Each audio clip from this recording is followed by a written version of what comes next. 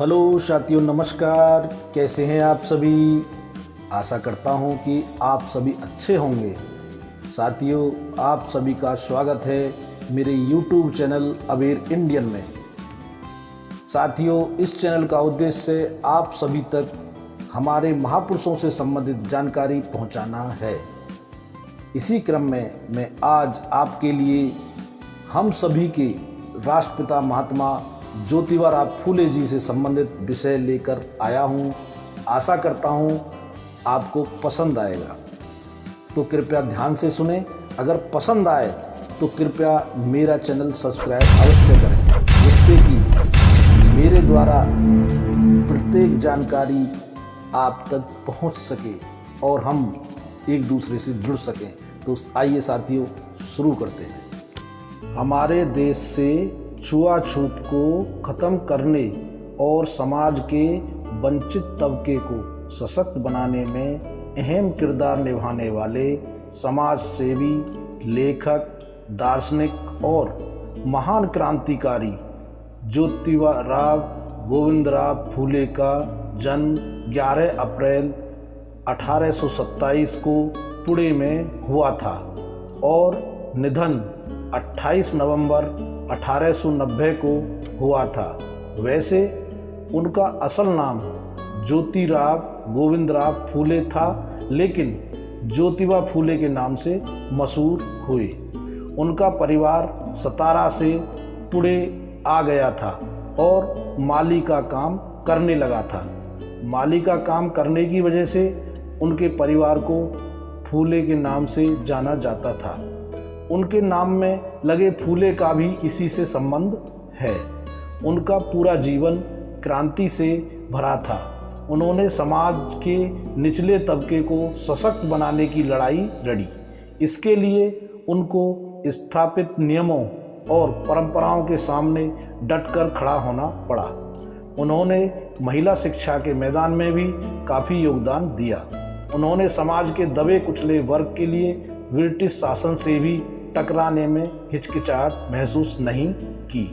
उनके ब्रिटिश शासन से भिड़ने के दो रोचक किस्से हैं, जिन्हें मैं आपके सामने प्रस्तुत कर रहा हूँ। पहला किस्सा है, सन 1876 से 1880 तक भारत का वायसराय था लॉर्ड लिटन। भारतीय राष्ट्रवाद के आंदोलन का वह क्रूरता से दमन करना चाहता था और उसे प्रेस की आज़ादी सबसे ज़्यादा खटकती थी।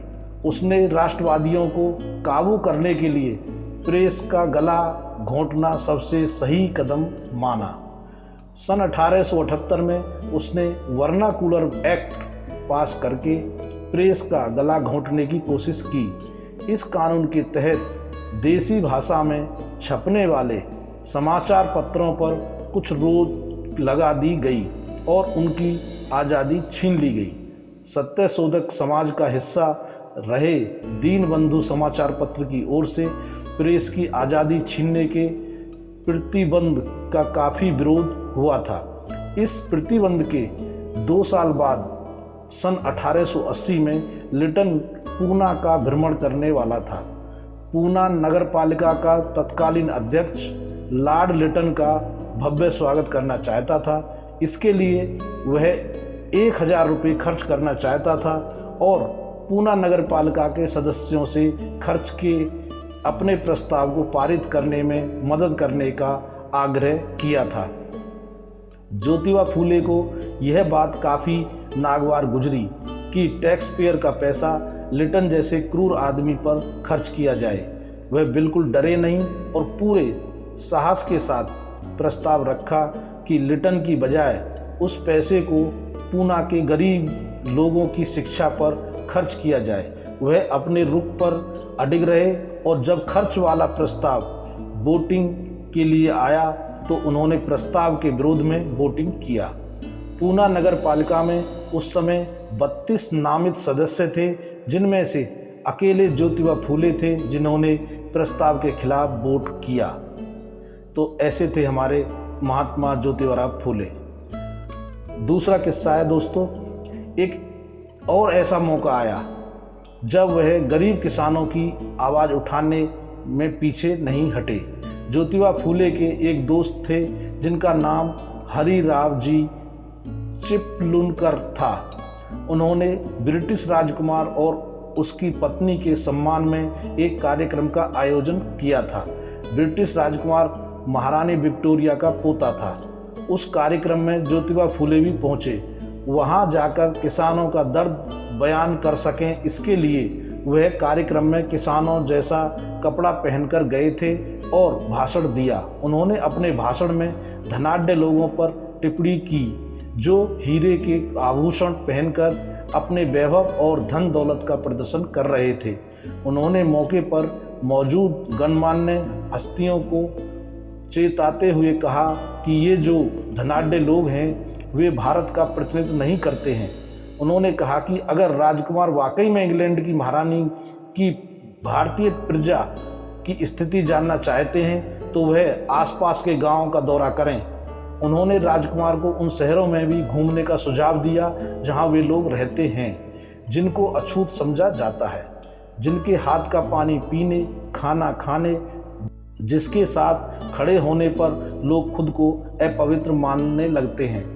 उन्होंने राजकुमार से आग्रह किया कि वह उनके संदेश को महारानी विक्टोरिया तक पहुंचा दे और गरीब लोगों को उचित शिक्षा मुहैया कराने का बंदोबस्त करे।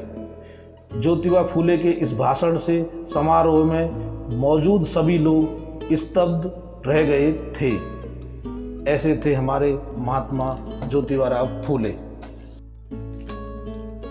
तो साथियों, आपने बड़े ध्यान से सुना, इसके लिए आपको बहुत बहुत धन्यवाद। आशा करता हूँ इस वीडियो से आपको ज़रूर कोई नई जानकारी प्राप्त हुई होगी।